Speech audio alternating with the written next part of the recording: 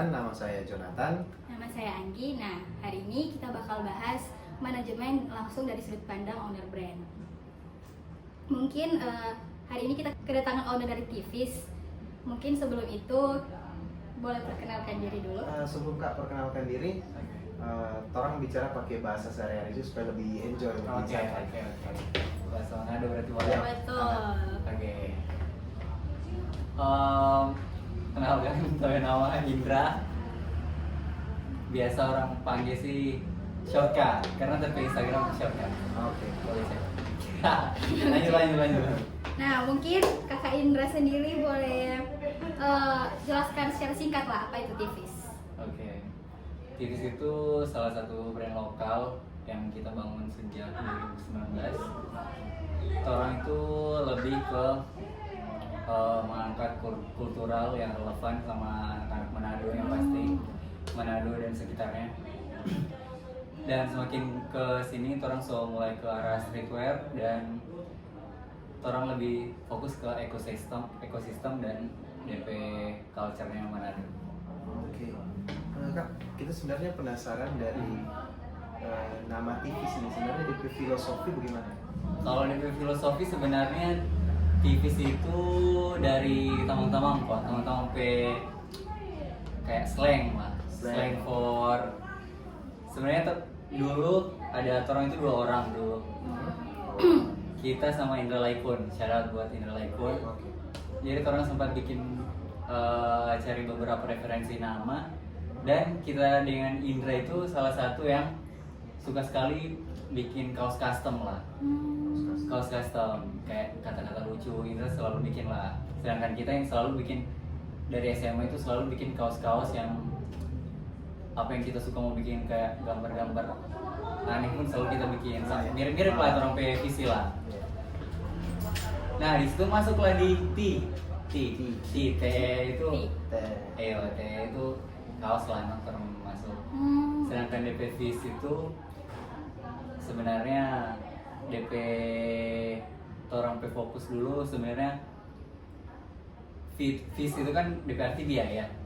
DP arti kalau orang si artis sih sebenarnya DP orang nyari doi waktu itu.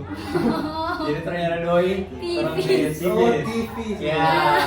Jadi orang bikin TV supaya orang mulai dapat doi dari sini, orang mulai hidup, orang mulai gaul, orang mulai dapat doi lah dari sini lah, mulai mesti hidup orang hidup, orang mulai mesti hidup, orang sehari-hari dengan cara yang keren lah.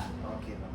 Gitu lah. Nah, mungkin dari Kak Indra sendiri dari awal Tivis berdiri, tak pikir enggak ada bicara soal untuk komunikasi dengan customer atau gimana? Sebenarnya Tivis nggak sedetail itu dulu waktu pertama mulai karena orang berangkat dari ya iseng-iseng aja ikut orang pe hobi, orang suka mau bikin apa, orang bikin karena waktu itu orang baru lulus SMA, kita baru lulus SMA dan kalau mau bercerita soal orang pe berhubungan dengan customer itu nggak sampai segitunya tapi orang kayak yang pertama kan trompet customer dari tamang-tamang dulu tuh. Jadi pasti trompet bawa tamang pasti jadi isi dulu pada orang supaya dong beli. Terus cari di Slack lah supaya orang boleh beli trompet barang. Kalau sekarang jujur solebe spesifik karena TV sudah mulai ke digital, TV sudah sampai di di TikTok apalagi. Jadi orang lebih maksimalkan dengan SOP di offline store sama di Instagram DM. Orang online sekarang cuma lewat Instagram PDM. Kak, kita mau tanya kok tentang ini kan Tivis pasti ada kalau bilang ada beberapa brand-brand lokal lain yang hampir mirip dengan Tivis lah begitu. Apa yang jadi pembeda dan begitu dari Tivis dengan brand-brand lain, brand lokal lain? Ini salah satu yang Tivis menurut kita Tivis itu punya unique selling point yang paling kita rasa boleh stand out di antara brand-brand lain karena orang selalu konsisten bahwa spiritnya yang selengean, yang memang kultural kayak cap tikus atau Carlota yang orang bikin itu kayak ya memang cap tikus, orang hari-hari minum cap tikus kan di sini. Jadi apa yang relate dengan anak-anak di sini sih. Begitupun kalau misal Tivis mau entah mau ekspansi atau bagaimana sampai di nasional, kita rasa Tivis tetap harus mau relevan dengan apa yang ada di Manado, dengan apa yang orang misal orang mau datang di kota mana, orang harus relevan di situ. Jadi kita rasa Tivis boleh beda dengan brand lain itu karena orang boleh coba tetap relevan dengan anak-anak yang ada di ekosistem Tivis. Jadi poin plus tersendiri lah untuk Betul, Tivis. betul. Nah, mungkin waktu awal jalannya itu Tivis, tantangan terbesar dari Tivis itu sendiri apa? Kayaknya kalau tantangan terbesar semua brand harusnya sama nggak sih? Semua brand, semua usaha kita rasa yang paling susah itu dari modal. Dan yang orang modal awal itu cuma visi, orang boleh desain, orang boleh marketing, orang boleh orang ada source for produksi. Jadi kita rasa memang cuma modal sih waktu itu. Itu ada tantangan terbesar. Cuman Kak, kalau misalnya waktu dan di posisi yang sekarang dulu, pernah nggak mengalami kayak krisis? Entah dia tentang krisis dan jarang ada yang beli begitu mungkin. Kalau krisis sih sebenarnya itu waktu awal-awal di tahun 2024 deh, 2024 menjelang 2025. Karena 2024 itu orang semulai offline store toh. Nah di offline store pertama itu orang pas buka awal-awal memang oke lah penjualan. Tapi setelah itu orang coba tetap orang konsisten. Tapi memang DP belum dapat lah DP jalan. Tapi itu terasa orang Tivis itu coba konsisten lah. Nah di Mei kemarin Mei tahun lalu baru dia dengan kita konsisten, dengan Tivis konsisten, akhirnya boleh blow up lah Tivis. Kalau semenjak Mei itu sampai sekarang Tivis lumayan banyak ada evaluasi, lumayan tahu, orang baca data, orang data penjualan tiap bulan untuk 2 tahun terakhir. Jadi orang sudah strategi kayak mau ke Desember, ke hari-hari penting, bahkan orang akalin lah bagaimana DP cara, misal bulan Agustus nggak ada event apa-apa, kayak Natal pun nggak ada, kayak orang beli baju for apa itu orang akalin lah. Jadi kayak hari Minggu ini mau ada acara, itu mau ada diskon, jadi pemancing ulang for orang-orang beli lagi. Nah, mungkin menyambung pertanyaan dari Jojo tadi, yang Jojo tanyakan soal krisis di kurangnya orang Babli itu. Mungkin dari kakak sendiri pernah adakah ini dampak yang memengaruhi sampai mau reputasinya TV sendiri? Mungkin masalah yang sampai hampir berdampak begitu ya? Masalah kayak contoh yang boleh sampai ke TV sih. Sejauh ini belum ada, alhamdulillah belum ada, setahu mungkin sejauh ini belum sih, belum ada komplain sih. Di Google Maps pun kita selalu baca, cek masih aman sih, dan semoga terus aman. Amin. Nah Kak, kalau misalnya kan pasti Tivis itu bergerak juga untuk bagian humasnya Tivis itu pasti kan di medsos untuk promosi ke orang-orang begitu. Kalau untuk strategi promosinya gimana Kak? Kalau untuk di bagian humasnya begitu ke masyarakat untuk mempromosikan Tivis? Jujur kalau bagian itu masih kita sendiri. Jadi ya, kita langsung sendiri. Jadi kayaknya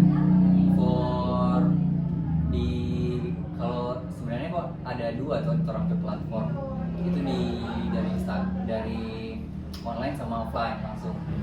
Kalau offline, orang itu supaya orang boleh bangun orang community. Kita rasa Humas itu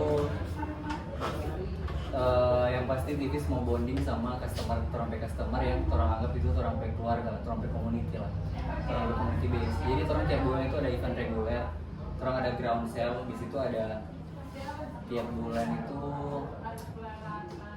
orang ada ground sale. Jadi di situ ada aktivasi brand, aktivasi DJ. Jadi tiap bulan orang ada TV radio dep juga, orang pe radio for DJ lokal yang main, orang record, orang upload YouTube, upload TikTok. Kalau platform selanjutnya itu online. Kalau secara online orang jujur kita sempat belajar walaupun cuma sedikit-sedikit. Orang ada satu yang selalu kita pakai itu teori AIDA. Kalau korek kalau salah ya. Itu kita sempat belajar. Yang pertama itu AIDA itu A, orang bikin attention dulu. Orang attention dulu dan terus kayak misal orang ada satu video yang sempat viral, sempat blow up itu karena orang bikin video yang DP hook atau DP pertama itu kayak di mana ada soal stop skena kayak gitu nah. Yang komen anak-anak yang skena apa ini, skena kayak negatif komen dan kita rasa itu salah satu yang boleh mau bikin orang notice dulu lah tipis. Walaupun sebenarnya itu jangan terlalu ditiru juga, harusnya orang boleh naik dengan attention yang lebih bagus.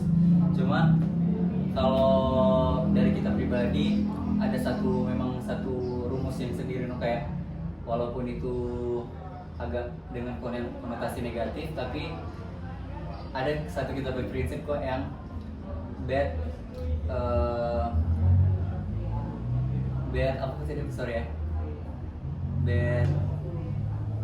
bad marketing is still bukan bad marketing, sorry. Pokoknya dengan pokoknya sampai tuh konten yang blow up walaupun itu negatif, it's still a good marketing lah for orang. Jadi kalau misal pun itu DP konotasi negatif, tapi boleh orang sampai notice tipis. Nah terus ada I, itu for interest. Jadi pas orang lihat, orang bikin dari video, orang jelaskan orang jual apa, orang mesti bikin orang sampai tertarik dulu, interest dulu. Orang mesti kasih orang tertarik itu dengan relevannya orang pe produk, dengan kualitas orang pe kualitas produk, sama orang pe desain yang pasti. Yang pertama orang lihat DP visual sampai DP display toko orang yang TV offline store pe tagline itu experience centric offline store. Jadi orang datang ke sini tuh bukan cuma datang beli pulang kayak gitu. Jadi orang boleh datang ke sini, orang boleh kadang ada event, orang boleh berfoto sesimpel ada CCTV dan segala hal yang ada di pernak-pernik ini. Kalaupun ada teman-teman DJ yang mau main di TVs juga terbuka untuk umum. Orang ada TVs Radio Dep boleh cek di Instagram. Terus AIDA yang ketiga ada D, Desire.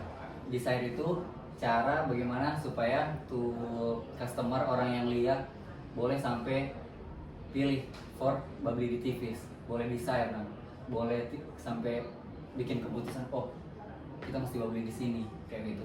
Jadi tindakan setelah ini action ya. Jadi desain itu kayak orang mau pikir kita mau beli baju tapi di mana kayak ada beberapa pilihan Kang. Ada contoh H&M atau Uniqlo atau kemana kayaknya tipis karena tipis baru lewat di FYP mungkin atau baru datang pada orang pe event yang DJ mungkin. Ini anak-anak DJ datang ke DP event walaupun udah tahu ini acara apa, siapa yang bikin, akhirnya dong tak pikir yang udah bikin event DJ terlalu tipis, orang jual baju, tak balik di situ justru. Jadi kayak gitu sampai DP titik desain. Terus yang keempat ada action. Nah di situ sampai orang sudah dapat pilih, akhirnya orang datang untuk pilih. Itu sih, sorry agak banyak. Nah mungkin karena orang udah bahas tadi soal humas, kan tadi Kak Indra sendiri sudah bilang soal dapat komentar buruk lah, hate comment lah. Nah mungkin karena Kak Indra sendiri juga yang handle soal humas di TVs, jadi cara handle buat balasin komentar-komentar atau hate comment itu bagaimana dong? Sebenarnya itu lumayan tricky sih mau balas dorong ke komen-komen. Yang pasti orang fokus ke komen yang orang tanya lokasi di mana. Fokus pak orang yang komen bagus yo. Kalau ada orang yang komen jelek itu menurut kita tetap baca tapi nggak usah yang terlalu gimana. Karena orang fokus pak orang yang mau beli juga. Betul. Fokus ke orang yang mau beli. Apalagi orang bertanya sampai ini DP alamat di mana, ada jual apa aja. Boleh pilih ini. Nah itu mungkin boleh cepat respon lah. Sedangkan kalau komen-komen hate, jujur itu nggak terlalu dianggap pusing. Ya, harusnya begitu dong. Tapi kalau kita gabut pasti kita balas. Kalau kita gabut, apa ya yang harus dibuat? kalau kita gabut pasti kita balas. Oh sampai di titik balas bang ada di situ. Pernah. Nah, Tapi lumayan lama kok tuh video yang ada hate comment karena sekarang kan. Ayo lanjut. Keren guys. Lanjut. Kak, kalau yang tadi kan Kak pernah Kak tadi sempat singgung yang tentang event-event. Kalau boleh tahu Kak, event seperti apa yang Tivis backing for tingkatkan DP brand awareness begitu? Oke. Yang pertama itu tadi, orang tiap bulan ada yang 2 hari di tahun kemarin itu orang ada midnight sale. Midnight sale Itu itu tiap bulan. tiap bulan. Tiap bulan. Midnight sale itu tiap bulan dan pasti ada DJ, lokal DJ yang main di toko, yang main di offline store. Nah, di tahun 2026 orang so ganti DP nama jadi ground sale. Ground sale juga sama DP campaign. Dan orang tiap tahun itu di NF-nya Tivis di bulan Juli apa Agustus deh nanti. Orang ada orang PNI selalu bikin. Kalau tahun lalu orang bikin ada aktivasi ada band lokal. Bahkan orang ada hadra. Bahkan ada aktivasi yang kultural lah. Kayak kemarin ada hadra dan ada DJ juga yang pasti. Karena orang Roots itu yang pasti di musik sih. Di musik sama ya musik sih paling banyak, paling sering. Tiap tahun kayaknya acara paling besar orang bikin itu yang tahun lalu. Tahun lalu orang 6 tahun dan yang paling besar itu. Semoga tahun ini 6 tahun Sudah lebih. tahu. bulan Juli atau Agustus Hampir ini. 7 tahun. 7 tahun. Berarti nantikan guys. Sorry Kak DP. Let's go. Part selanjutnya. Nah mungkin skill penting dari seorang humas atau dari kakak sendiri lah untuk pegang brand itu apa aja? Skill ya. Kalau pegang brand dan kayak apalah. Skill kalau jujur sokap. So kape. So akrab ya. So akrab dengan orang kayak itu sih sokap dengan konsistensi. Walaupun setengah mati sekali mau bikin gitu ya. Iya lagi. Walaupun itu setengah mati sekali mau bikin tapi udah tahu kayak apa kita dari dulu itu konsisten karena kita suka. Karena kita enjoy tiap baking dan kayak sudah jadi tapi rutinitas yang kalau tanya baking kita rasa berdosa. Nah, Sampai di titik itu no. Karena apalagi sekarang kita sudah tanggung jawab anak-anak toko, sudah tanggung jawab anak-anak Tivis. Jadi solebe harusnya kita solebe ada tanggung jawab dan boleh lebih konsisten sih karena apapun yang orang baking orang boleh orang boleh tekun itu satu hal itu harusnya mau ada titik yang orang bisa blow up atau orang bisa dinotis sama orang-orang gitu. Tivis jujur baru dinotis beberapa tahun belakang 2 tahun orang notis Tivis dari mau 7 tahun ini selama 5 tahun itu nggak ada yang notis loh Tivis, nggak ada yang duit pun nggak masuk. Jadi ya cuma taman minta no? Tapi sekarang alhamdulillahnya orang yang nggak kenal orang pe Bapak Tamang juga ada yang tahu Tivis dan kayak gitu sih karena itu guys konsisten. Oke, mungkin menurut Kak itu gimana cara Kak untuk mempertahankan kepercayaan publik kayak aktivis kan ini pasti ada nama banyak yang kenal tentang aktivis. Bagaimana Kak mau untuk mempertahankan kepercayaan kepada publik dan begitu? Oke, kalau mau supaya orang tetap orang percaya Kak, Iya. yang pasti orang aktivis itu kan selalu deliver produk-produk yang kita kurasi sendiri. Kita rilis produk itu kita yang kurasi sendiri, DP desain segala macam. Bahkan brand-brand lain yang masuk sini kita DP bahan dan lain-lain kita yang kurasi. Jadi kita rasa biar orang tetap trust atau orang itu